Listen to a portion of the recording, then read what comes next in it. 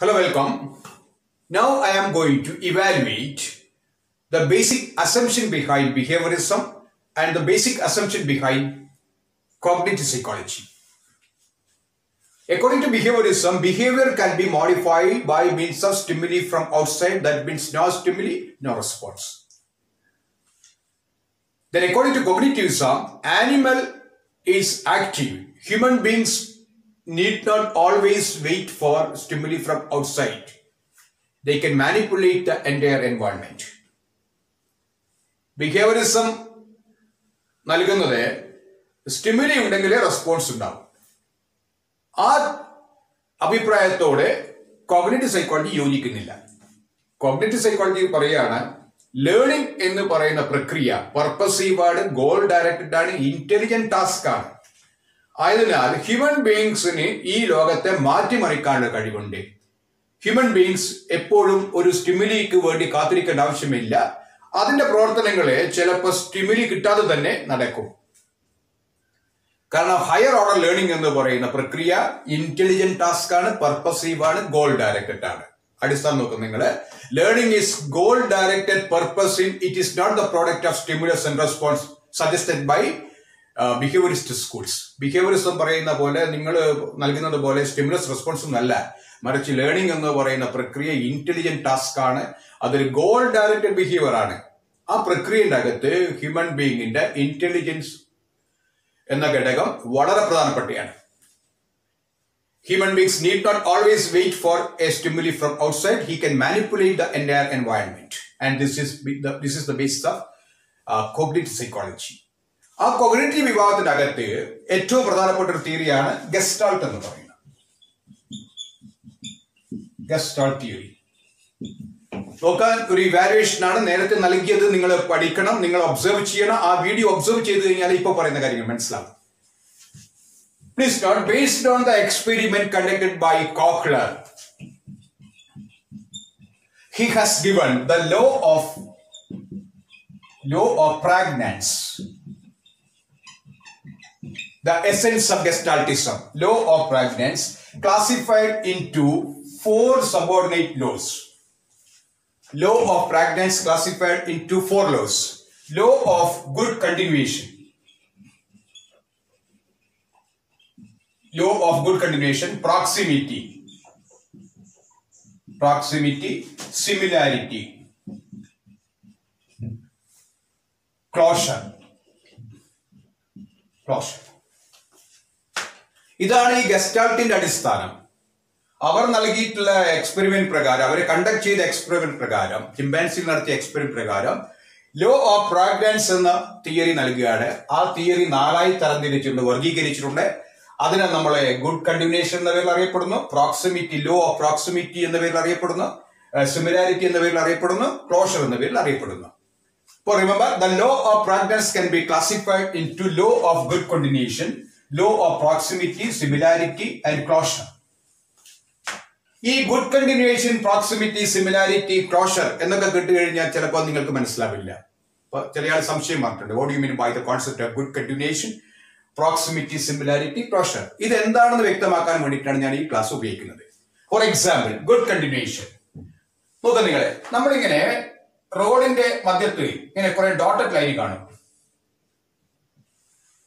ഇങ്ങനെ ലൈൻ കണ്ടു കഴിഞ്ഞാൽ, അല്ലെങ്കിൽ എവിടെയെങ്കിലും ഇങ്ങനെ ലൈൻ കണ്ട് നമ്മളൊരു ഏറോ കണ്ടു കഴിഞ്ഞാൽ നോക്കാം നിങ്ങൾ, നമ്മൾ ചിന്തിക്കുന്നത് ഈ ലൈൻ എന്ന് പറയുന്ന ഈ സംവിധാനം എവിടത്തേക്കോ ഇൻഫിനിറ്റ് ആയി സഞ്ചരിക്കുന്നു.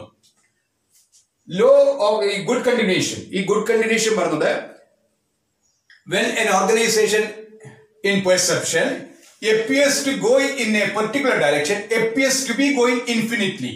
ഇങ്ങനെ ഒരു ഡോട്ടഡ് ലൈൻ കണ്ടു കഴിഞ്ഞാൽ, കുറെ ഡോട്ടഡ് നമ്മളിങ്ങനെ ഏറോ കണ്ടു കഴിഞ്ഞാൽ അതിങ്ങനെ ഇൻഫിനിറ്റ് ആയി സഞ്ചരിക്കുന്നതാണെന്നുള്ളൊരു കോൺസെപ്റ്റ് നമ്മൾ ഡെവലപ്പ് ചെയ്യും. When an organization in perception appears to go in a particular direction, appears to be going infinitely. നമ്മൾ ഇതിന്റെ അകത്തുള്ള ഗ്യാപ്പ് എല്ലാം നമ്മൾ കോൺസ്റ്റന്റ് ആയിട്ട് നമ്മൾ ബോധപൂർവ്വം എലിമിനേറ്റ് ചെയ്യും. നമ്മളൊരു സ്ട്രെയിറ്റ് ആയി എവിടത്തേക്കോ സഞ്ചരിക്കുന്നതാണെന്നുള്ളൊരു പെർസെപ്ഷൻ നമ്മൾ ഫോം ചെയ്യും. This is what law of good continuation. When an organization in perception appears to go in a particular direction, appears to be going infinitely in the same direction. Then proximity. Perceptual groups are favored according to its nearness. Perceptual groups are favored according to its nearness. നോക്കാം നിങ്ങളെ, ഒരു ചെറിയ line, ഒരു വലിയ line, then small line, വലിയ line, small line, big line, small line, big line. ഇപ്പൊ ഇവിടെ 8 lines ഉള്ളത്. 1, 2, 3, 4, 5, 6, 7, 8. ഇങ്ങനെ ഒരു ലൈൻസ് കണ്ടു കഴിഞ്ഞാൽ we perceive it as 4 group. നമ്മൾ ഇതിന് ഒരു ചെറുത് വലുത്, ഒരു ഗ്രൂപ്പ്, ഇതൊരു ഗ്രൂപ്പ്, ഇതൊരു ഗ്രൂപ്പ്, ഇതൊരു group. We perceive it as 4 group. നമുക്ക് പ്രോക്സിമിറ്റി പറയുന്നത് perceptual groups are favored according to its nearness. ഈ ചെറിയ ലൈനും വലിയ ലൈനും അടുത്തിരിക്കുന്നതുകൊണ്ട് നമ്മൾ പറയുകയാണ് ഇതൊരു ഗ്രൂപ്പാണ്, ഇവിടെ ഇതൊരു ഗ്രൂപ്പാണ്, ഇതൊരു ഗ്രൂപ്പാണ്, ഇതൊരു ഗ്രൂപ്പാണ്. ഇങ്ങനെ ഒരു ടെൻഡൻസി ഹ്യൂമൻ ബ്രെയിനുണ്ട്. ഇങ്ങനെ ഒരു സാധനം നമ്മൾ കണ്ടു കഴിഞ്ഞാൽ ഇങ്ങനെ ഗ്രൂപ്പ് ചെയ്യാനുള്ള ഒരു ഇൻഹറന്റ് ആയിട്ടൊരു എബിലിറ്റി ഹ്യൂമൻ ബീങ്സിനുള്ളതാണ്. അതൊരു കോഗ്നിറ്റീവ് എബിലിറ്റിയാണ്. അപ്പൊ നമ്മൾ പറയുന്നത് പ്രോക്സിമിറ്റി എന്ന് പറയുമ്പോൾ perceptual groups are favoured according to it nearness. ഇനി what about the law of similarity? എന്താണ് ഈ സിമിലാരിറ്റി എന്ന് പറയുന്നത്? There is a tendency of grouping similar items than dissimilar ones. നമുക്ക് എപ്പോഴും സിമിലർ ആയിട്ട് ഐറ്റംസിനെ ഗ്രൂപ്പ് ചെയ്യാനൊരു ടെൻഡൻസി ഉണ്ട്. നോക്കാം നിങ്ങളെ, 4 ഡോട്ട്, 4 ട്രയാങ്കിൾ,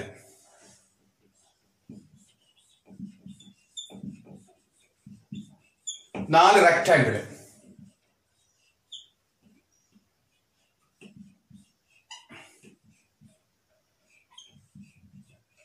4 സ്ക്വയർ, 1, 2, 3, 4. അപ്പൊ ഇവിടെ 4 × 4 16 ഐറ്റംസ് ആണ് നൽകിയത്. 16. ഇപ്പൊ 1, 2, 3, 4, 5, 6, 7, 8, 9, 10, 11, 12, 13, 14, 15, 16.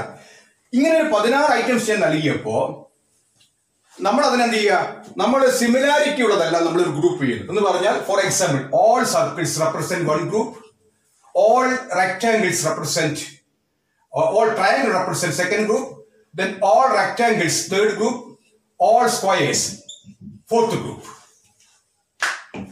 Look at ningale, there is a tendency of grouping similar items than dissimilar ones. But similarity ulla ella nammal oru group ayi treat cheya, similarity ulla ella nammal treat cheya. Idana nammal parayna law of similarity.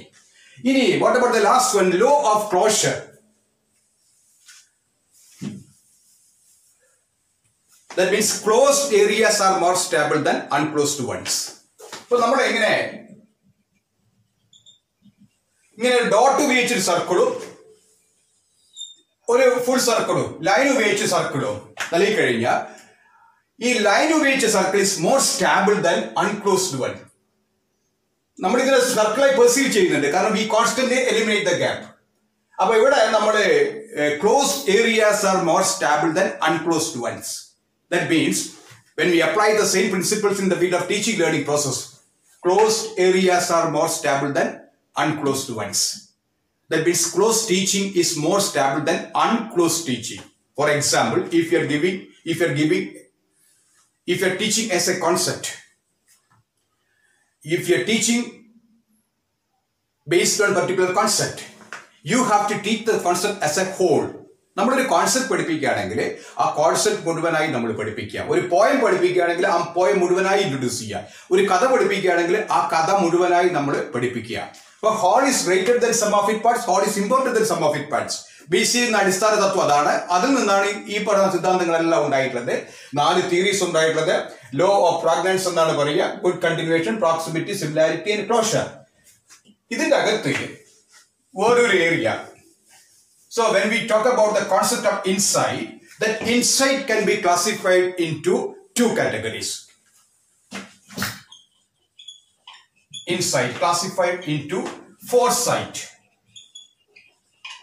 and hindsight.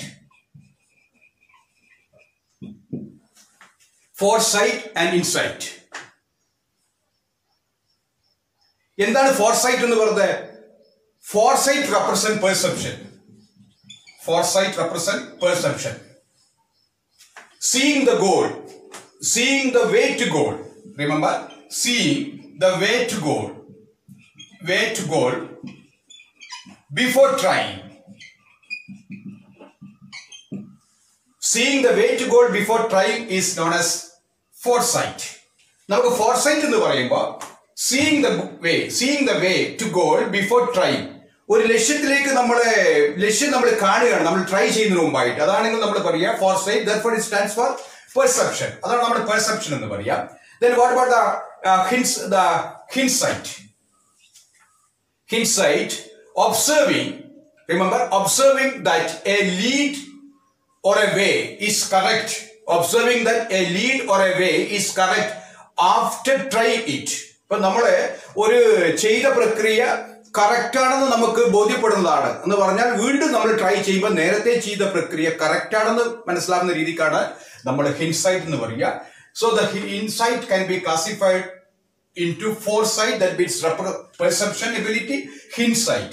അപ്പൊ ചെയ്ത പ്രക്രിയ നമ്മളെ correct ആണെന്ന് ബോധ്യമുള്ളതാണ് നമ്മൾ പറയുക ഹിൻസൈറ്റ് എന്ന് പറയുക. അപ്പൊ നമ്മൾ ഈ കാര്യങ്ങളെല്ലാം നമ്മളെ കോഗ്നിറ്റീവ് സൈക്കോളജിയുമായി ബന്ധപ്പെട്ട് നിങ്ങൾ ഓർക്കേണ്ടതാണ്. ഇതിന്റെ അകത്തുള്ള ചില ചോദ്യങ്ങൾ വരാൻ സാധ്യത ഉണ്ടായിരിക്കും.